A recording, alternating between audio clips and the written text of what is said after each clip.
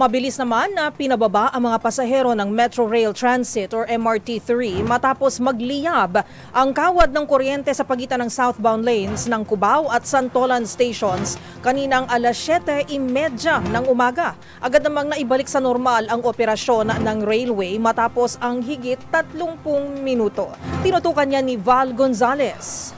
Mahigit kalating oras na tumigil ang operasyon ng Metro Rail Transit Line 3 o MRT3 sa gitna ng rush hour kaninang dakong alas 7:30 ng umaga. Ito ay dahil sa pagkasunog sa wirings o kawad ng kuryente sa catenary system ng tren. Sa official statement na inilabas ng pamunuan ng MRT3, ang nasunog na kawad ay nasa pagitan ng Cubao at Santolan stations. Dahil dito, sabi ng MRT3, agad nilang inatasan ang lahat ng tren na nasa riles na huminto sa pinakamalapit na istasyon. Kasunod ng insidente ay ang haba ng mga pila ng mga na-stranded na pasahero sa bawat train station, lalo na sa unang istasyon sa North Avenue.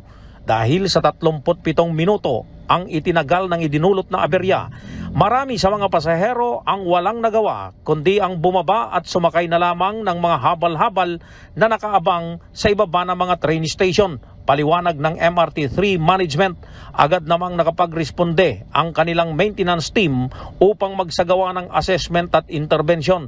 Kasabay ng paghingi ng paumanhin sa mga commuters na naapektuhan, iginiit ng MRT3 management na una sa kanilang prioridad ang kaligtasan ng mga pasahero at patuloy nila silang magsasagawa ng mga hakbang upang maiwasan na mangyaring muli ang ganitong insidente.